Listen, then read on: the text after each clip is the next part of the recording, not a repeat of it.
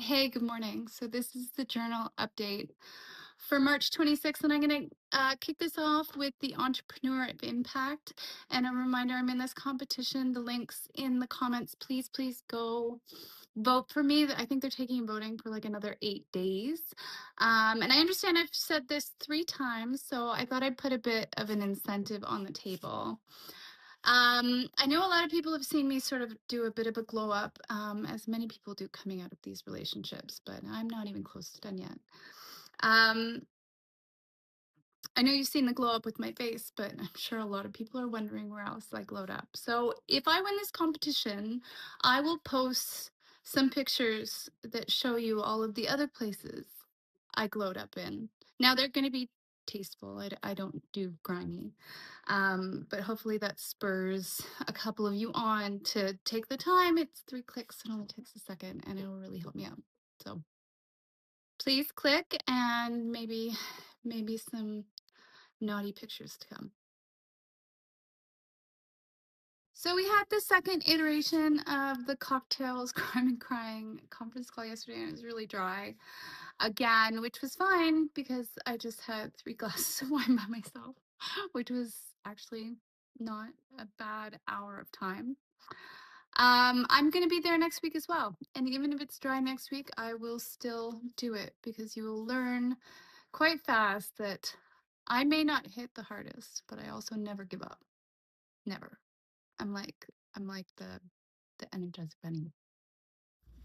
You'll understand that I don't really take personal hits out of being like uncool. Like I'm purposefully uncool on purpose because I want to pick the type of friends that I have. And I don't know if you've gone out into Gen Pop lately, but if you're intuitive like me, you understand that Gen Pop has some very significant problems. We're in trouble. There is a huge substantial component of the population that is at an irrational level of toxicity. So don't feel bad about being uncool. So a few updates to the website that I've made that you can go check out. So I added a section for the journal notes to the main page. So if you've missed some stuff, you can go and take a look at them there. I've also updated the life on a page sort of metric, the evergreen metric that we're updating as we go along with holistic theories. Again, this is going to look a lot different later. In addition to that, I've added some of the advertisements into the label page, so you can go in there and check out those as well.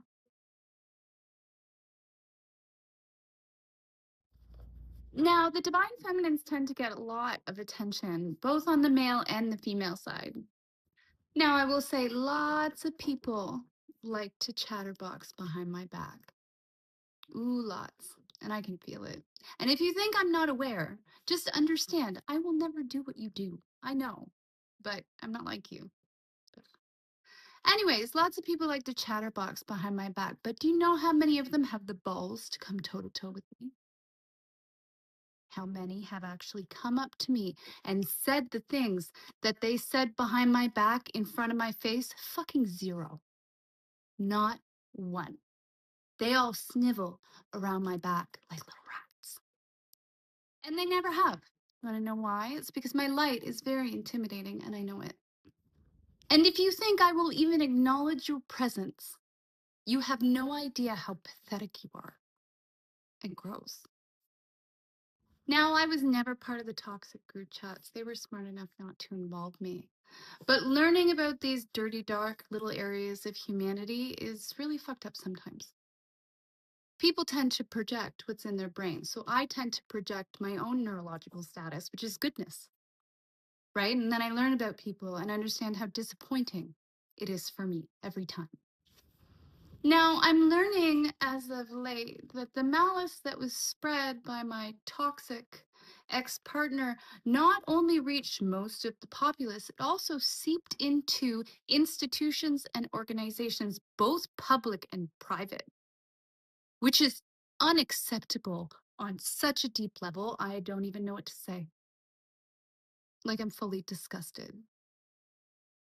And what a poignant reminder of where ethics is right now. Now, one of these organizations, a very popular and well-known one, has very dumbly given me a very, very juicy story.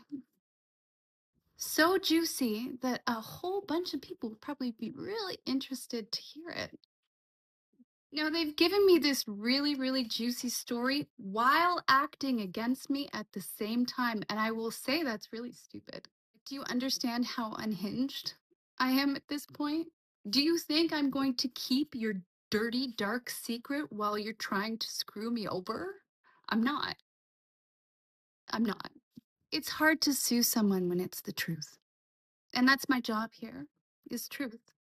So while you're acting against me, I will speak truth as loudly as I can. Maybe instead of trying to cover your tracks, maybe stop trying to screw people over in the first place. Now, if you think I'm unhinged now, wait until you tell me that I can't do something. Because you're going to find out just how unhinged I can get.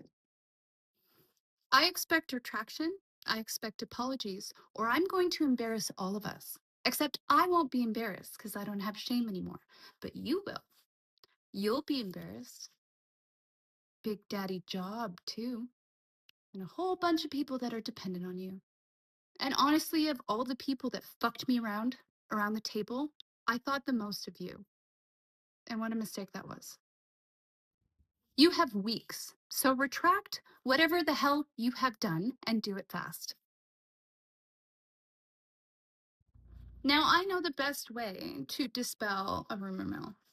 And I think it's maybe the only way, and it's just with blunt truth.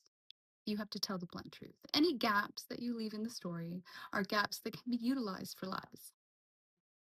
Now, there are many people amongst the populace who have been manipulated to think that there are two sides to every story. This is an abuser's story. Saying that there's two sides to every story justifies what they did. Like somehow it's fair.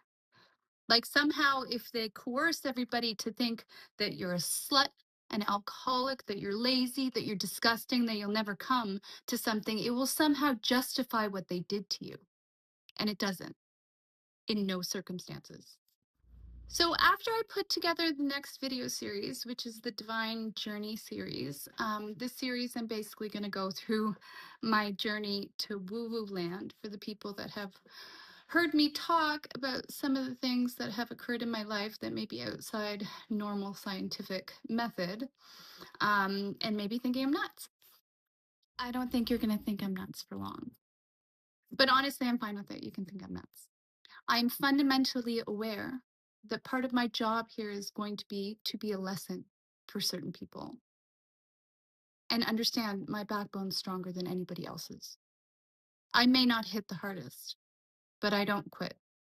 Anyways, after the Divine Journey series, I'm going to put together a Dispelling of Rumors series. So I will clarify some of the BS that's been spread around that you may have some questions about. Which includes my mom putting me into an institution after we hadn't talked for 2 full years and not even telling me where I was going. Sound familiar? It's all just a little bit of history repeating. When I say I was tortured, that's not a stretch. I was tortured. I went into the pits of hell. Now, I'm not perfect. I struggled coming out of it. I broke every nail I have. I'm sitting here doing this because I was tested over and over and over again. I could have made a lot of different choices and didn't. I stood by my integrity, which is why I get to sit here right now.